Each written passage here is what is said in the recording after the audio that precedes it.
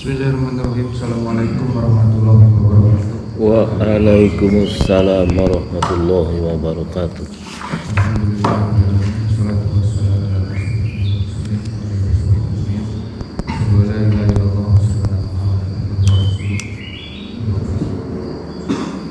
Sedang sholat subuh yang dirahmati Allah Subhanahu wa taala. Alhamdulillah, pada hari ini kita akan melanjutkan kajian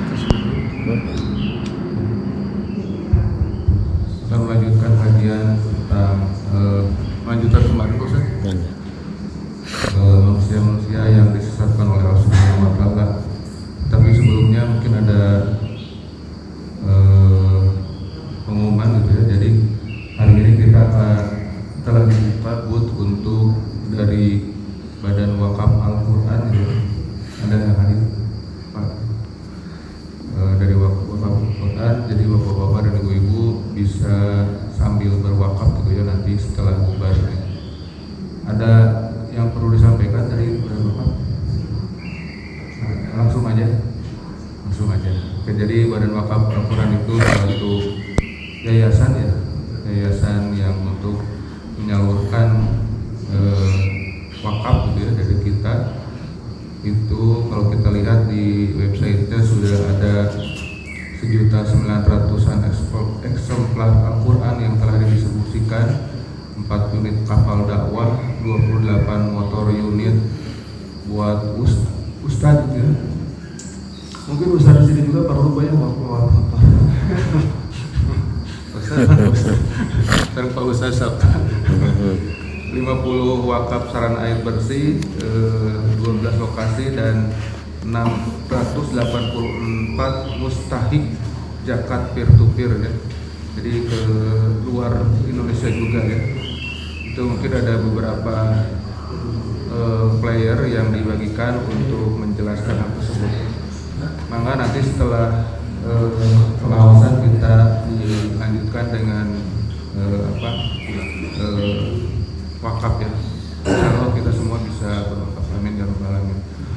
Untuk itu tanggal 18 Jumadil Akhir 1445 Hijriah ini atau bertepatan dengan hari terakhir tahun 2023 kita akan diisi dengan kajian. Begitu maka Pak Ustaz. Innal hamdalillah nahmaduhu wa nasta'inuhu wa nastaghfiruh wa na'udzu billahi min syururi anfusina wa sayyiati a'malina. May yahdihillah fahuwal muhtadi wa may yudlil falan tajida lahu waliya mursyida. Wa asyhadu an la ilaha illallah wahdahu la syarika lah wa asyhadu anna Muhammadan abduhu wa rasuluh. Amma ba'd. Tadarusan kita di kesempatan pada subuh ini di Masjid Nurul Huda Cipaganti Rahayu melanjutkan hajat tertunda tentang orang-orang yang disesatkan Allah. Kenapa Allah menyesatkan orang-orang tersebut? Kita mulai dari Al-Quran surah Ibrahim, surat yang ke-14, ayat yang ke-4. Surat Ibrahim diturunkan di Mekah, termasuk kelompok surat Makiyah. Surat Ibrahim ayat 4, surat yang ke-14. A'udzu billahi minasy syaithanir rajim. A'udzu billahi minasy syaithanir rajim. Wa ma arsalna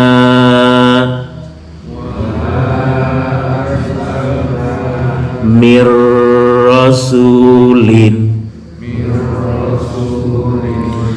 illa bilisani qaumihi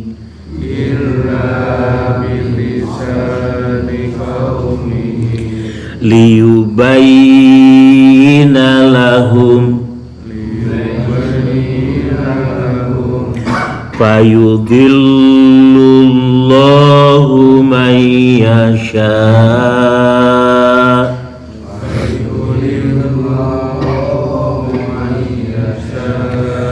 wa yahdi man yasha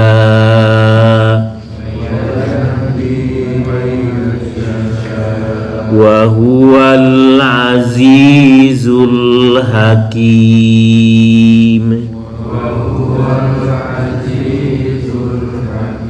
Ya, silakan PDKM artinya. Surat 14 Ibrahim ayat keempat. Dan kami tidak mengutus seorang rasul pun melainkan dengan bahasa kaumnya. Sudah sampai di sana dulu. Allah menyatakan lewat ayat firman sucinya, wa ma arsalna min rasulin illa bilisani qaumihi. Dan tidaklah kami mengutus seorang rasul pun melainkan dengan bahasa kaumnya. Setiap rasul yang diutus di belahan bumi mana saja rasul itu didatangkan, diutus Allah, memakai bahasa kaumnya. Untuk supaya apa? Supaya komunikatif. Jadi Rasul Muhammad Sallallahu Alaihi Wasallam diutusnya di Jazirah Arab, ya tentu pakai bahasa Arab. Kalau seorang mubalik datang ke satu tempat, katakanlah mubaliknya datang ke Cina, itu harus pakai bahasa setempat.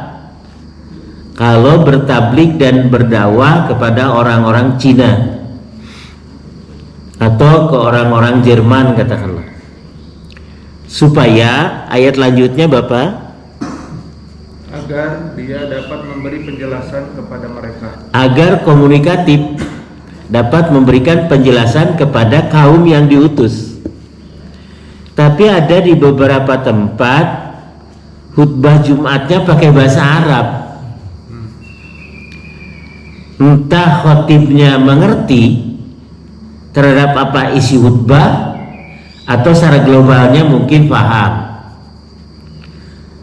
Tapi jamaah kan tidak semuanya mengerti. Nanti alasan mereka karena Rasul pun pakai bahasa Arab. Betul, karena Rasul diutus kepada orang-orang Arab.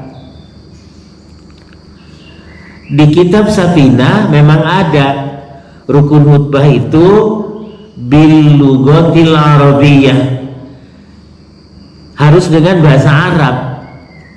Tapi kalau tidak diartikan, nanti jamaah Jumat pulang ke rumah apa yang dibawa? Nggak ada kan? Apa kok nama ngerti diam aja, yang penting jangan lago, bukan begitu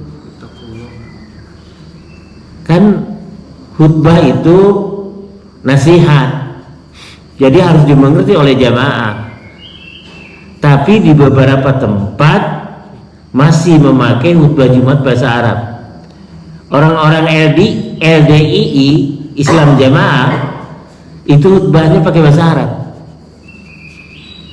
Kalau disebutkan kenapa pakai bahasa Arab, nanti jamaah nggak ngerti, bongan sorangan tuh diajar bahasa Arab, gitu alasannya tuh. Padahal menurut ayat Quran tadi, dan kami kata Allah tidak mengutus seorang rasul pun melainkan dengan bahasa kaumnya. Jadi harus dengan bahasa yang dapat difahami oleh kaumnya. Litubayyina lahum. Ulangi Pak dari pertama saja. Dan kami tidak mengutus seorang rasul pun melainkan dengan bahasa kaumnya, agar dia dapat memberi penjelasan kepada mereka. Liyubayyina, agar rasul yang diutus dapat menjelaskan lahum kepada mereka, kaumnya tadi. Kalau bahasanya tidak dimengerti, nah repot nanti. Teruskan Pak. Maka Allah menyesatkan siapa yang dia kehendaki, dan dia memberi petunjuk kepada siapa yang dia kehendaki. Ini ada kalimat fa, maka kemudian yudhillullahu may yasha. Allah membiarkan sesat kepada siapa orang yang dikehendaki Allah sesat. Jadi Allah berkehendak kepada orang itu menjadi sesat. Fayudillullahu mayyasha. Lalu Allah menyesatkan kepada siapa saja yang Dia kehendaki. Sebaliknya wayahdi mayyasha. Dan Dia Allah memberikan petunjuk kepada siapa saja yang dikehendakinya. Jadi kalau berkehendak menjadikan orang itu sesat, jadilah orang itu sesat. Kalau Allah menghendaki orang itu mendapat petunjuk, jadilah orang itu berada dalam petunjuk Allah. Ujung ayatnya Pak? Artinya? Ujung ayat pada KM artinya? Dia maha perkasa, maha bijaksana.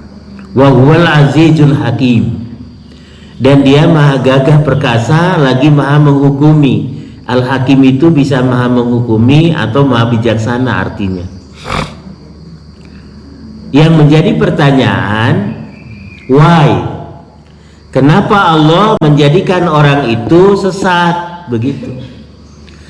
Pada ayat ini siapa yang menyesatkan orang itu? Allah. Ya hakikatnya Allah.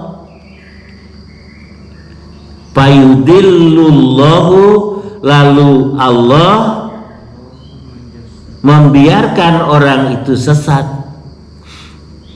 Kenapa orang itu menjadi sesat? Kemarin sudah ada jawabannya pada surat Al-Baqarah ayat 26 pada footnote-nya. Jadi Al-Baqarah ayat 26, tapi lihat footnote-nya. Orang itu menjadi sesat karena dua hal. Yang pertama adalah karena orang itu mengingkari, menutupi, menolak kebenaran yang datang dari Allah, yang dibawa oleh Rasulnya.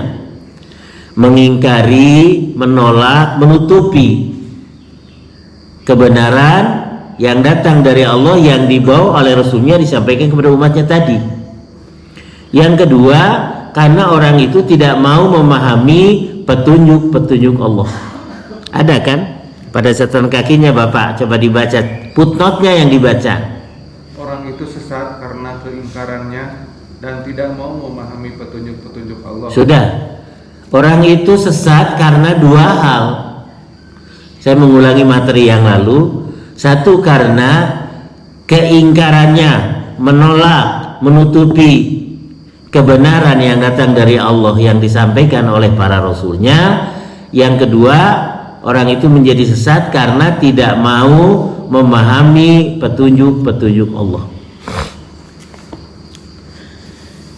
Karena menyombongkan diri, penyebab yang ketiga. Dan Allah memberikan petunjuk kepada siapa saja yang dikehendaki Allah. Kalau Allah tidak berkehendak memberikan petunjuk kepada orang itu, maka orang itu akan menjadi sesat. Jadi sepertinya ini hak prerogatif Allah. Disebutnya masyiatullah. Kehendak Allah menyesatkan seseorang dan kehendak Allah memberikan petunjuk orang itu sehingga mendapat petunjuk.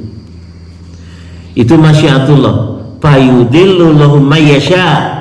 Mayyasha itu masyiatullah. Wa yahdi mayyasha. Kita hubungkan surat 14 ayat 4 tadi dengan surat 4. Kalau 14 itu Ibrahim Mekah. Kalau sekarang surat 4 An-Nisa Madinah. Jadi tadarusnya pakai ayat Mekah dulu kemudian Madinah. Karena diturunkannya di Mekah dulu baru kemudian Madinah. Surat An-Nisa ayat 143. Surat 4 An-Nisa ayat 143. A'udzu billahi minasy syaithanir rajim.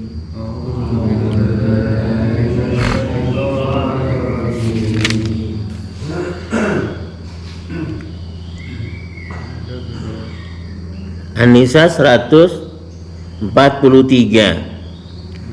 mudabdabina baina dzalika la ilaha ulai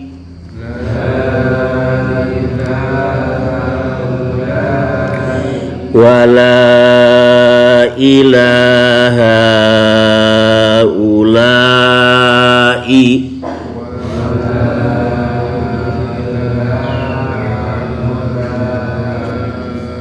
Kalimat ini wa may yudlilillahu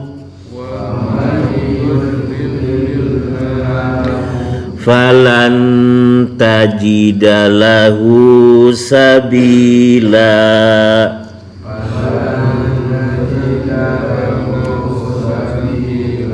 Bagus.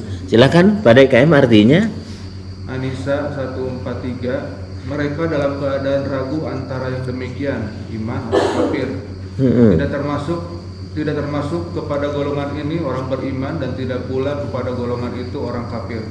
Barang siapa dibiarkan sesat oleh Allah, maka kamu tidak akan mendapatkan jalan untuk memberi petunjuk baginya. Kalau di sini ada kata wa may yudlilillahu, dan barang siapa dalam kurung dibiarkan sesat oleh Allah. Ada kata dibiarkannya dalam kurung nggak Pak? Tidak dalam kurung, tapi pakai kata dibiarkan. Kalau tadi tidak. Barang siapa yang disesatkan Allah, tapi ini ada tambahan. Barang siapa dibiarkan sesat oleh Allah, maka tidak akan ada baginya seorang pun yang dapat memberi petunjuk.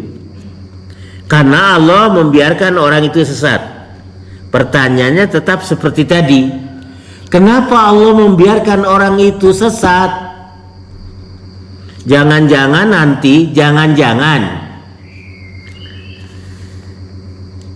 di akhirat orang-orang kafir, musyrik, orang-orang sesat itu nanti berkata kepada Allah, karena Engkau ya Allah menjadikan kami kafir, menjadikan kami sesat.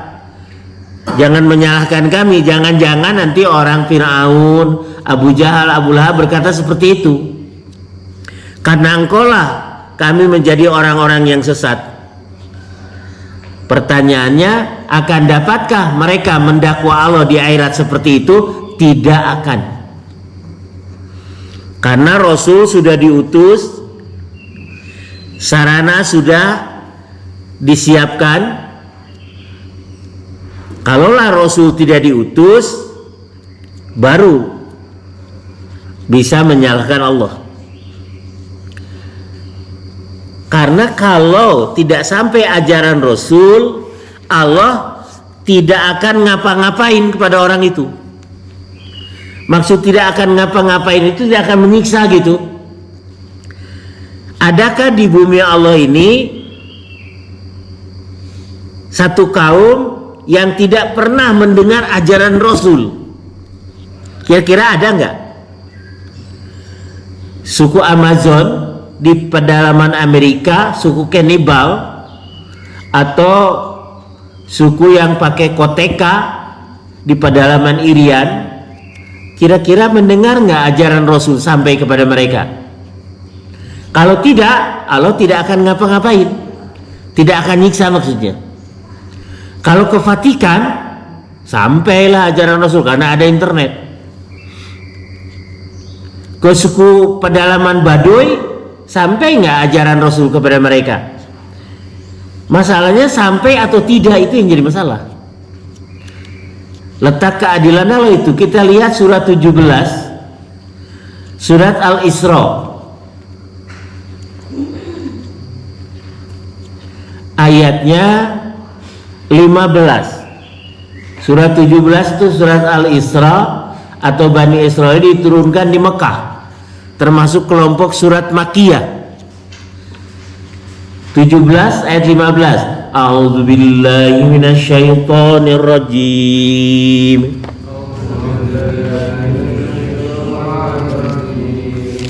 Gimana pangkal ayatnya, Pak? Manihtada fa innama yahtadi li nafsi wa man dhalla fa innama yadillu 'alaiha wa la taziru waziratun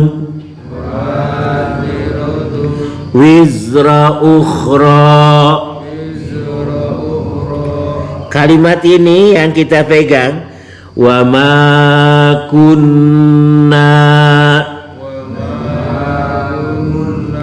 mu'adzibina hatta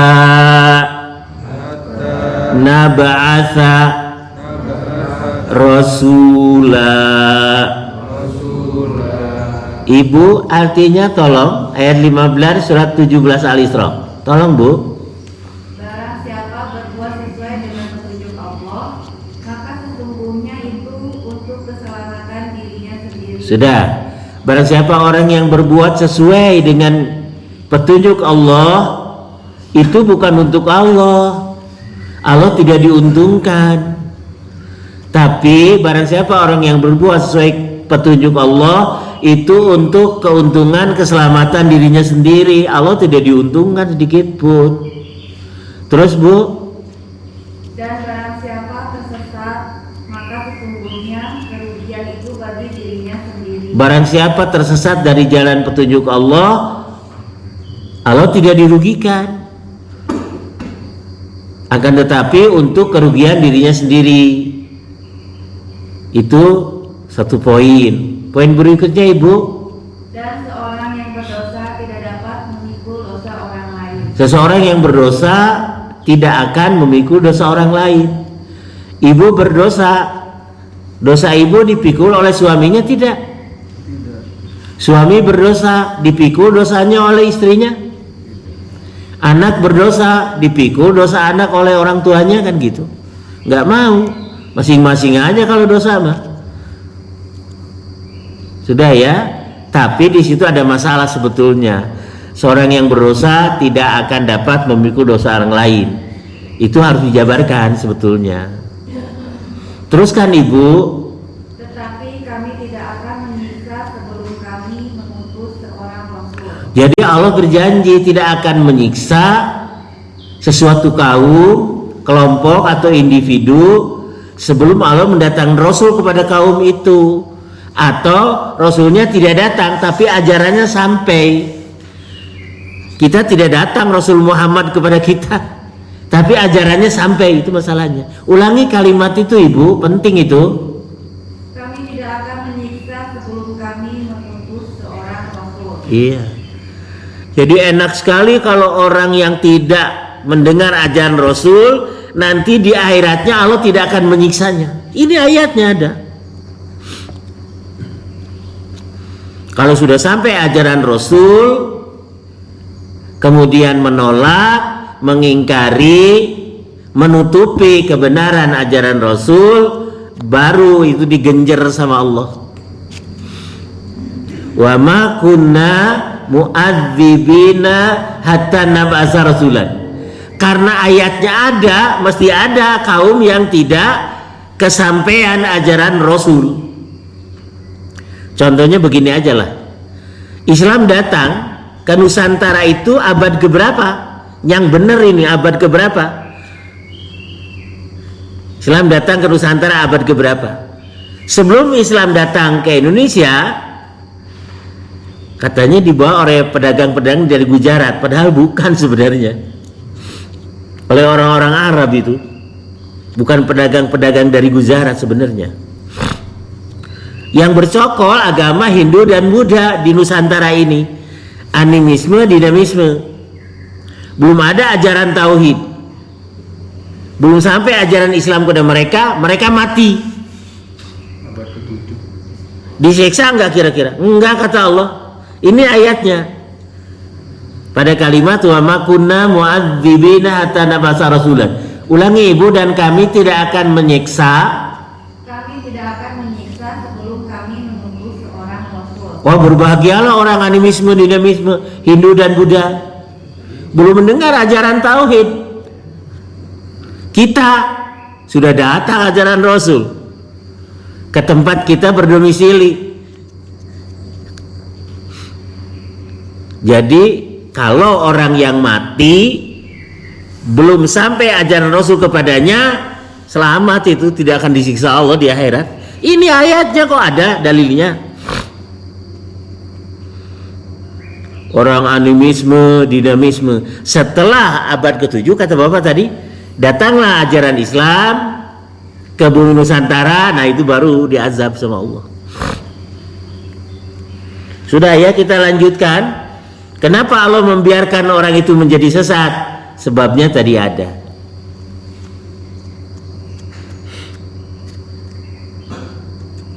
Kemudian kita lihat surat Kahfi, di Mekah diturunkannya, surat 18 ayat 17. Surat 18 namanya Kahfi, ayatnya 17, termasuk kelompok surat Makkiyah. Ujung ayat saja, ikuti bacaan saya lah. May yahdillahu, ada nggak ujung ayat? Ikuti saya. May yahdillahu, ujung ayat Ibu. May yahdillahu fahuwal muhtadi wa may yudlil falan tajidalahu waliyam mursyida. Ini suka dipakai khutbah muqaddimah. Innal hamdalillah nahmaduhu wa nasta'inuhu wa nastaghfiruh wa na'udzu billahi min syururi anfusina wa min sayyiati a'malina. May yahdillahu fahuwal muhtadi wa may yudlil falan tajida lahu waliya mursyida. Suka dipakai muqaddimah khutbah dalam khutbatul hajat. Bukan hanya khutbah Jumat saja, mau khutbah pernikahan, khutbatul nikah dipakai, itu khutbatul hajat namanya dalam hadis. Dimulai dari innal hamdalillah sampai may yahdillahu fahuwal muhtadi wa may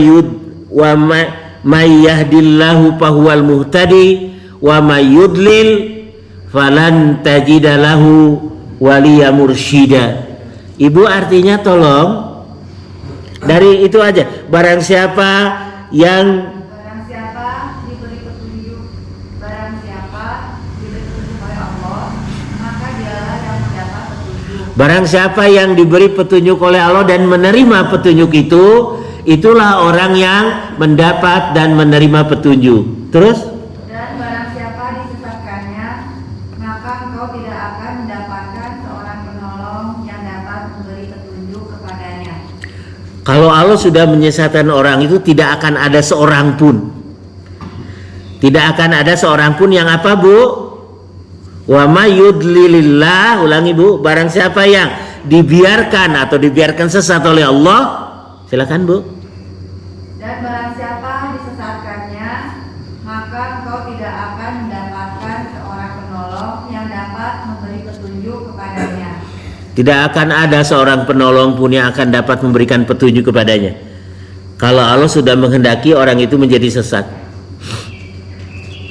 Memahami masyiatullah itu harus hati-hati memang. Kalau ditanya siapa yang menyesatkan orang itu, Allah kan.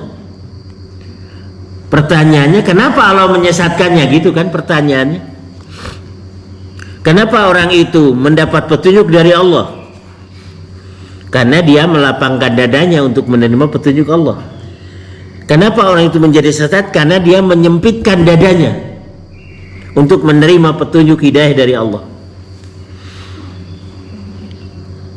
Ulangi Bapak artinya, Pak DKM.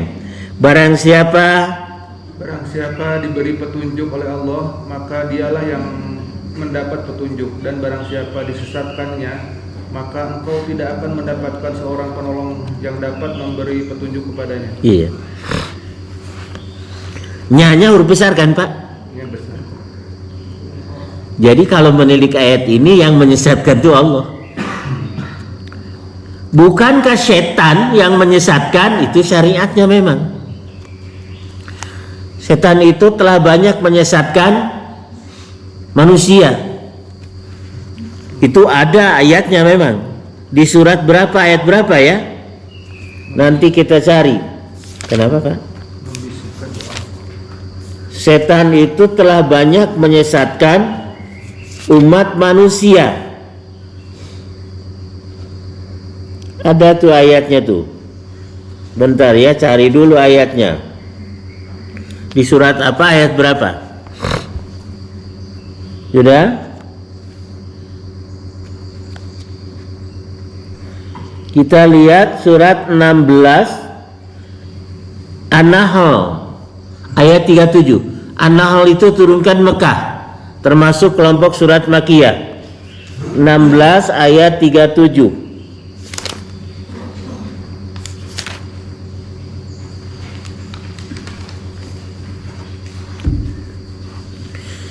A'udzu billahi minasy syaithanir rajim.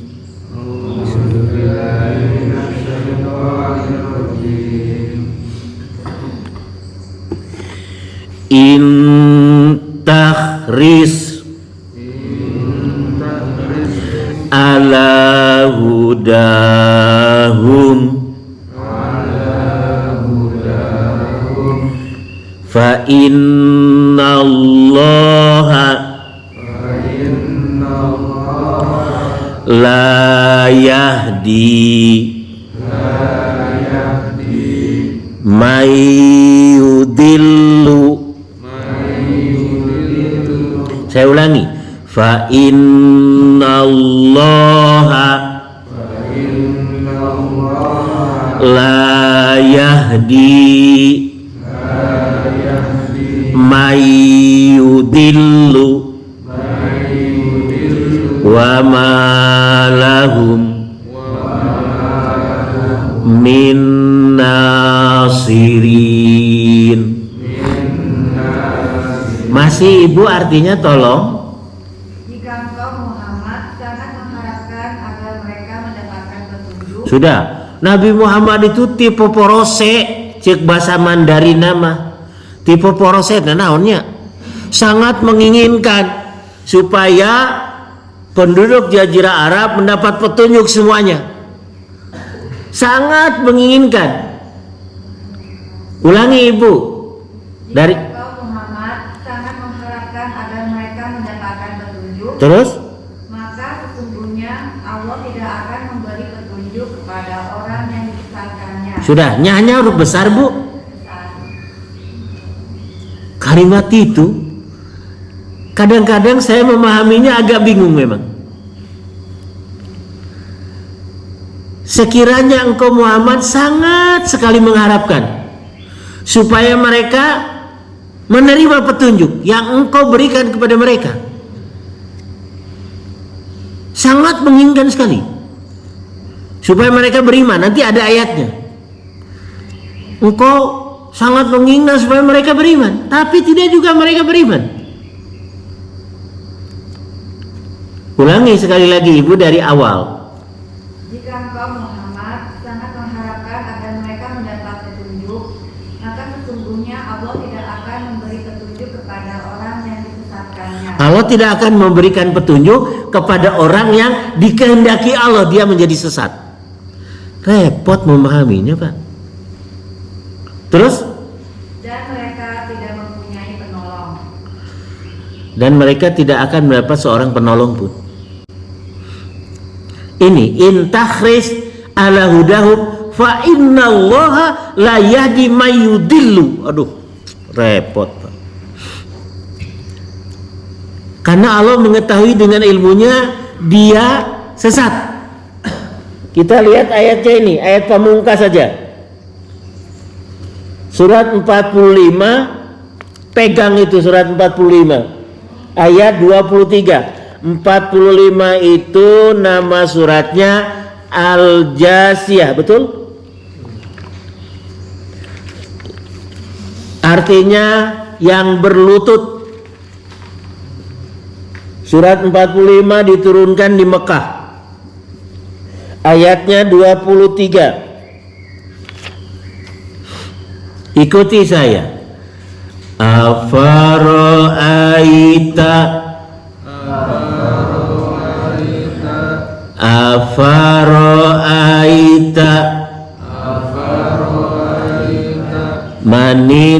manittakhadha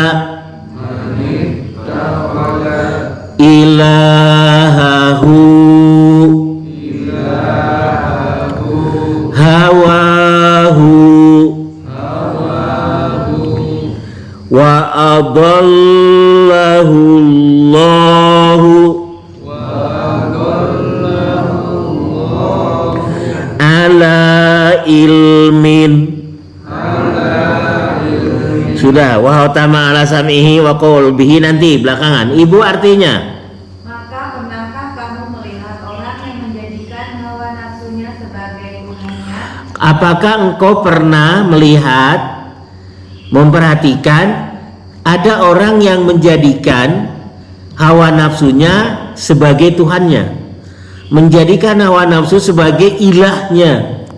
Ulangi Bu, dari pertama Bu. Maka pernahkah kamu melihat orang yang menjadikan hawa nafsunya sebagai Tuhannya? Jadi hawa nafsunya dijadikan sebagai Tuhannya, terus mengikuti hawa nafsu. Terus Bu, Dan Allah membiarkannya sesat dengan sepengetahuannya. dan Allah membiarkannya sesat dengan sepengetahuannya.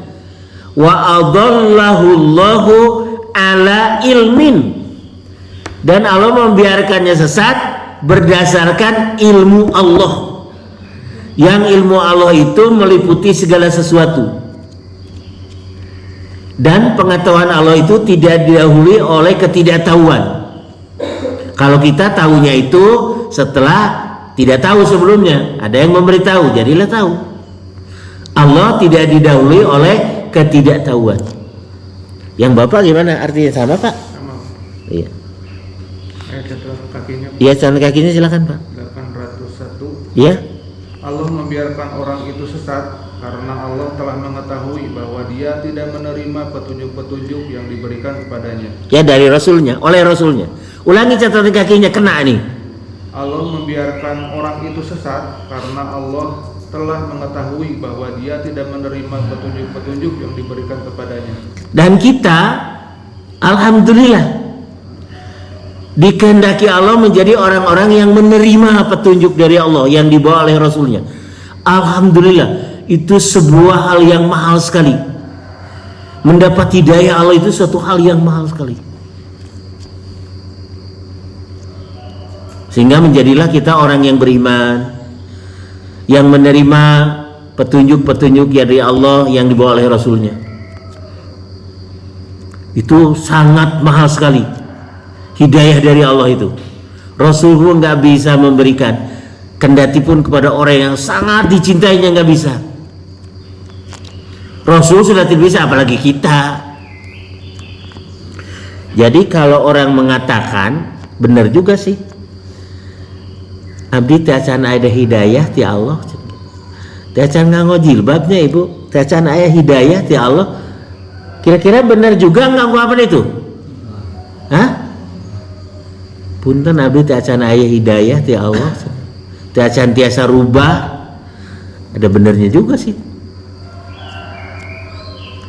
Sekalipun kaum Muhammad sangat menginginkan mereka berada pada petunjuk tadi ya, intahris ala hudahu fa innallaha la yahdi man yudillu wa adallahu Allahu ala ilmin. Allah membiarkannya sesat berdasarkan ilmunya, ilmu Allah. Gimana catatan kaki sekali lagi Pak? Enak tuh catatan kaki.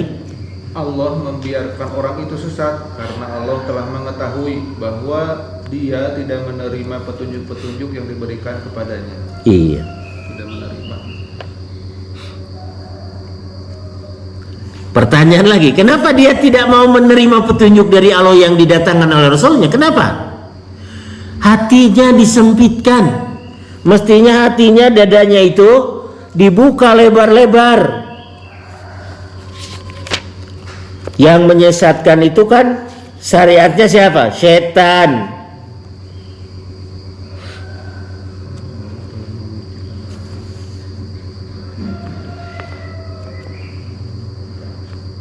Ya. Mengunci pendengaran dan hatinya. Kenapa?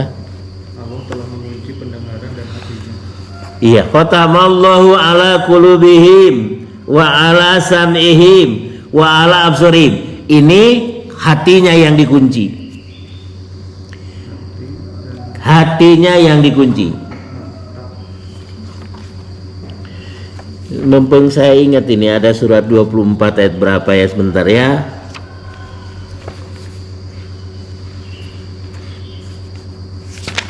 Mudah-mudahan ketemu nih, surat 24 surat An-Nur ayatnya berapa ya? Sudah, nanti belakangan aja ya. Jadi ini mengenai masyiatullah, kehendak Allah. Allah berkehendak memberikan orang mendapat petunjuk, dan Allah berkehendak menjadikan orang itu, membiarkan orang itu sesat. Hingga di sini kita skorsing dulu. Barangkali ada dua pertanyaan yang masih mengganjal. Yang masih mengganjal, silakan.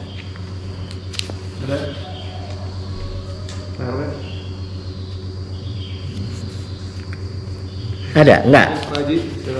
Ayo Pak Haji, silakan. Waalaikumsalam warahmatullahi wabarakatuh. Sedikit saja, mungkin tadi ada kalau ayat Allah belum sampai kepada mereka. Tadi kami bicara dari teman pada masa Majapahit misalnya. Iya, Singosari. Berarti mereka dibiarkan. Apakah mungkin tidak dibiarkan mungkin ya? Karena masa itu mungkin yang berlaku adalah agama pada saat itu. Katakanlah kalau itu di Arab mungkin sedang masanya agama Yahudi, sedang masanya agama Nasrani. Nasrani mungkin. Jadi yang berlaku adalah agama itu. Nah, hanya persoalannya memang ketika paralel di sana sedang berlaku agama Yahudi, nah di sini Hindu. Nah, ini Di Nusantara Hindu. Nah, ini bagaimana ini? Tidak sampai ajaran Nasrani yang benar, katakan, atau ajaran Yahudi yang tidak menjadikan Allah mempunyai anak, tidak sampai ke Majapahit, Pak. Yang sampai justru agama Hindu dan Buddha. Sedangkan agama Hindu dan Buddha itu agama ardi, bukan agama sama. Bukan tauhid dosa. Ya, bukan tauhid. Berdasarkan tujuan 15 tadi, Allah tidak akan menyiksa mereka karena ajaran tauhid belum sampai kepada mereka. Lain halnya di era modern seperti sekarang, di era IT. Vatikan, Sri Paus pasti mendengar itu, ada internet kok. Tapi daerah-daerah tertentu mungkin tidak mendengar. Kalau Baduy ada agama Sunda Wiwitan dengan pernikahan adat dan sebagainya, Baduy itu padahal masa tidak mendengar, karena alat komunikasi mereka tabu, ya, tidak mau masuk mereka. Listrik. Kenapa? Ada listrik juga. Iya. Jadi artinya sampai atau tidak lagi masalahnya. Apakah ada dari Departemen Agama satu tim mubalik yang datang kepada mereka mengadakan pendekatan?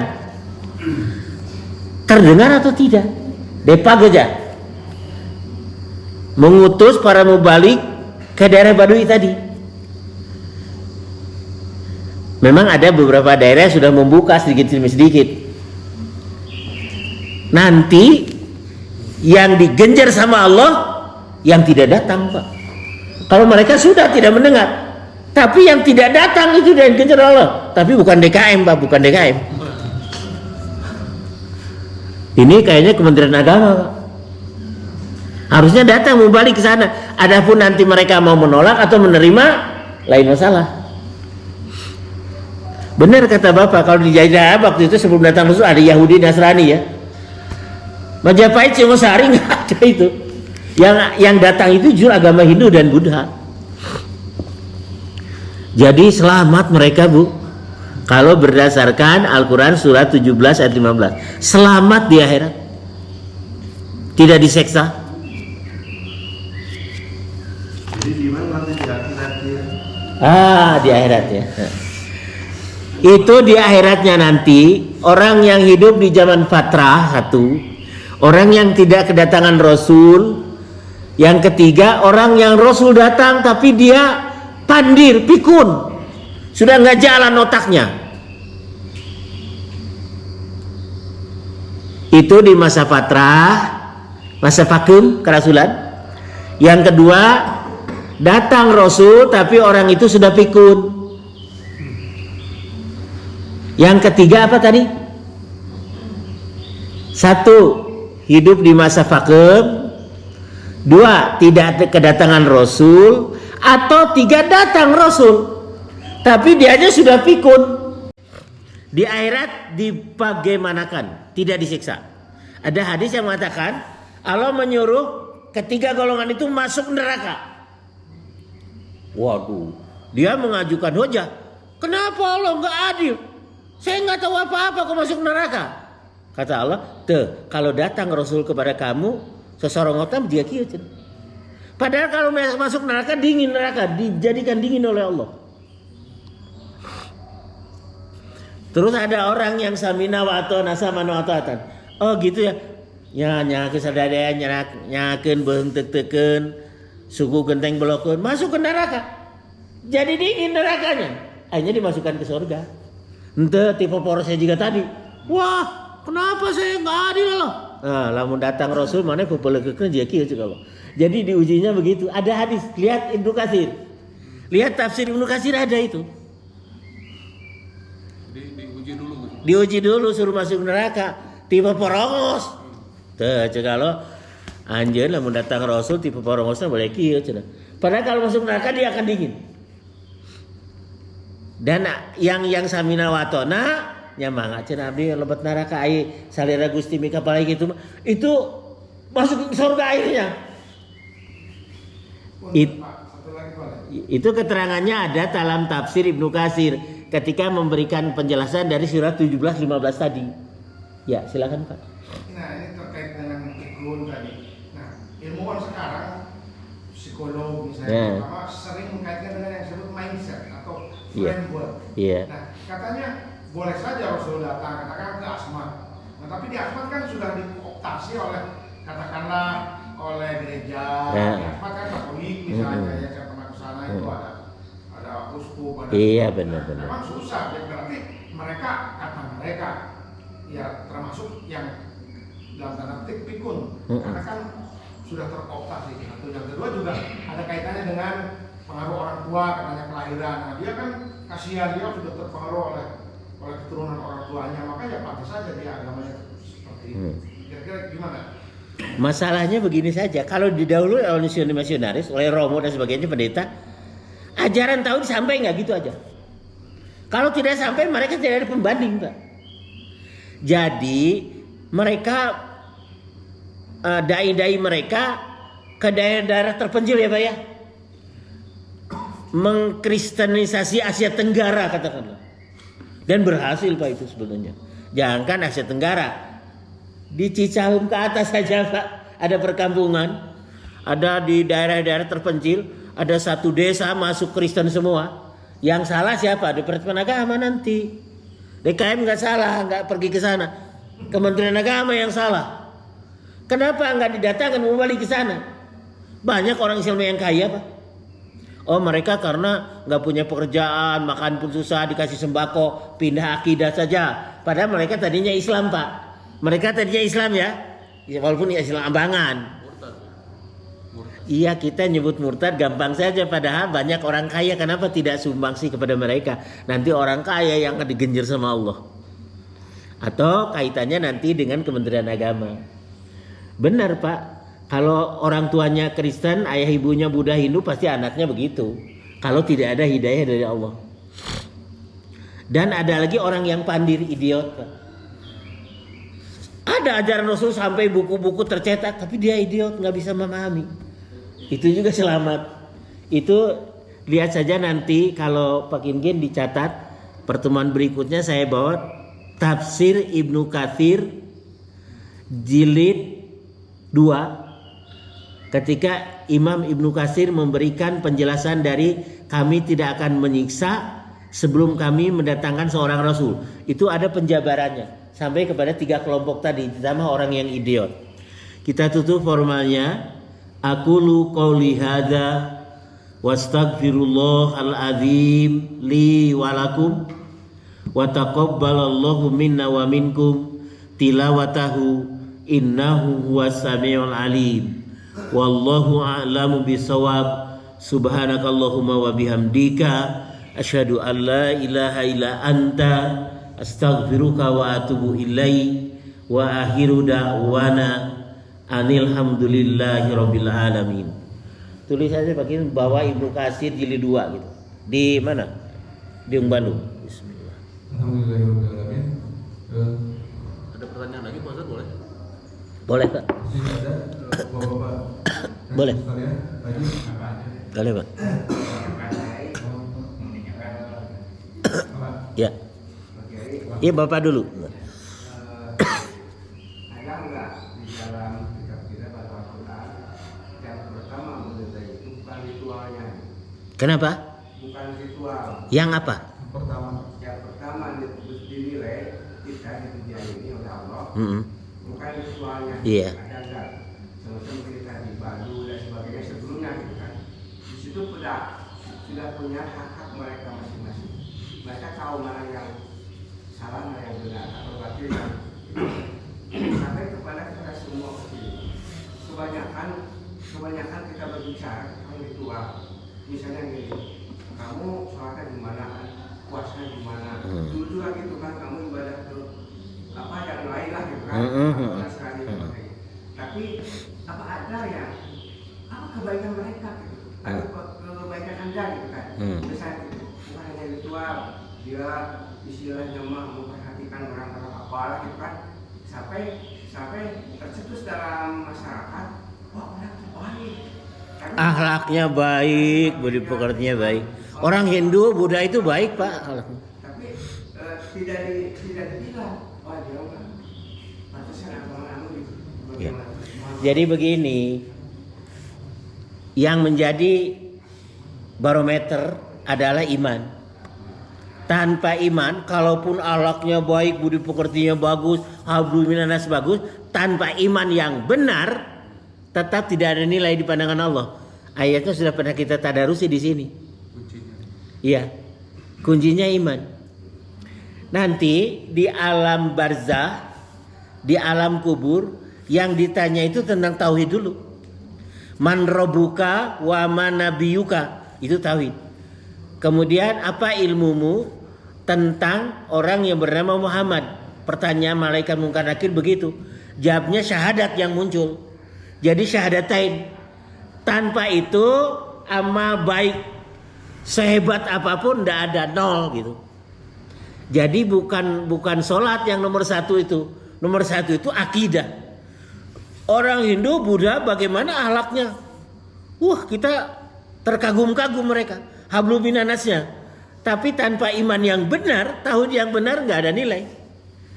Jadi benar kata Bapak, aduh akhlaknya mau saya pisan, ritualnya saya pisan. Tapi ritual mereka ya, tanpa iman yang benar tidak ada nilai dari pandangan Allah. Silakan Bapak. Iya. Iya. Orang mengatakan belum ada hidayah. Padahal ini udah ada. Yang dikatakan hidayah itu berupa apa? Iya. Iya. Hidayah Allah maksudnya Pak ya? Iya, hidayah. Hidayahnya ada Quran. Hidayah Rasulnya sunnah hadis. Tapi kata orang, saya belum mendapat hidayah dari dasana hidayah ke abdi ngeunaan abdi nganggo jilbab katakanlah ya, atau ngaji atau sholat dan sebagainya. Pertanyaan Bapak itu konkretnya hidayah seperti apa gitu ya Pak ya? Konkretnya hidayah seperti apa ya?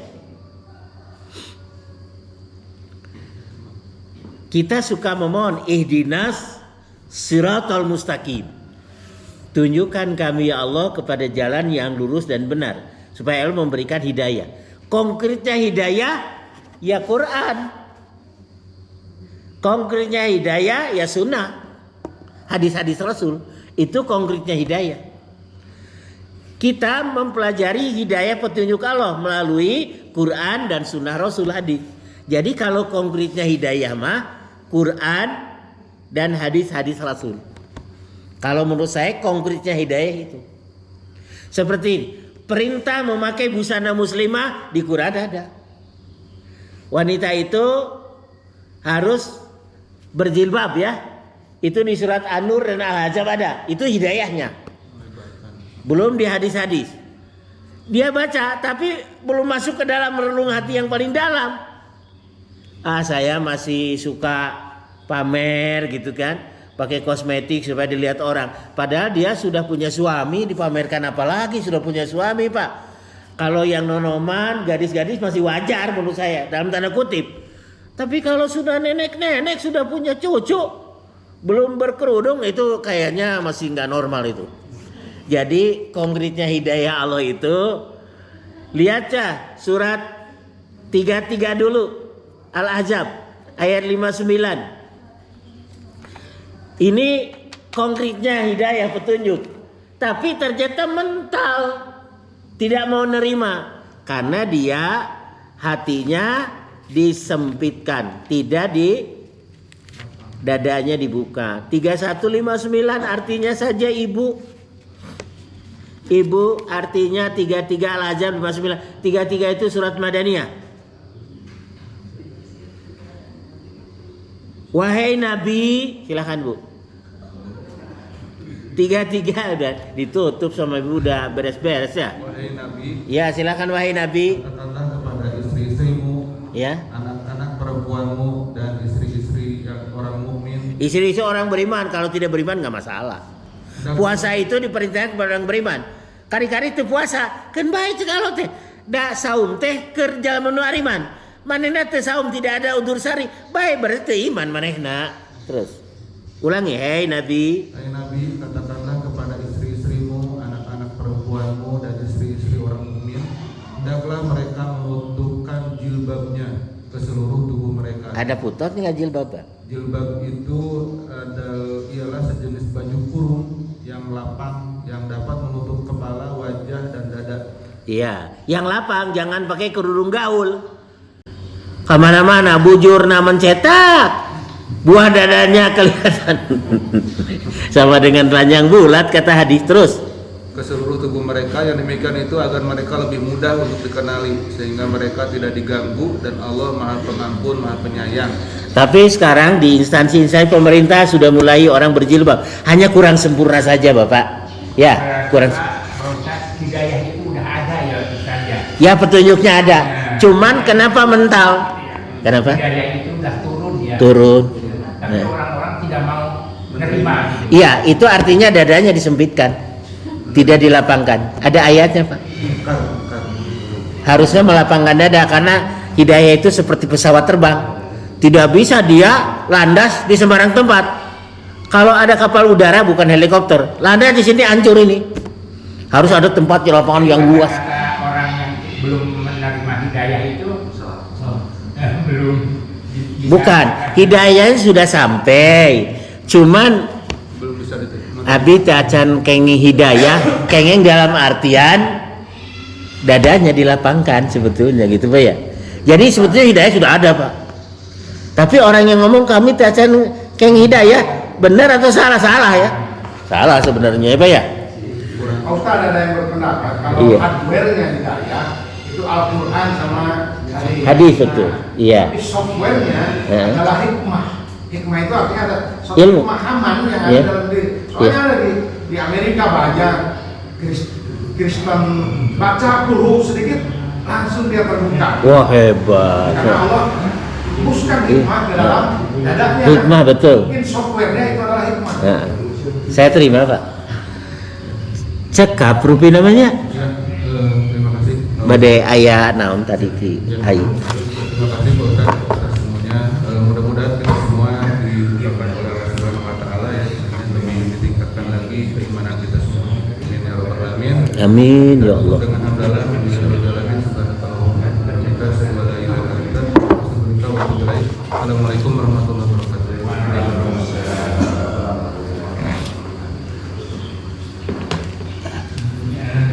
Ini jamaahna.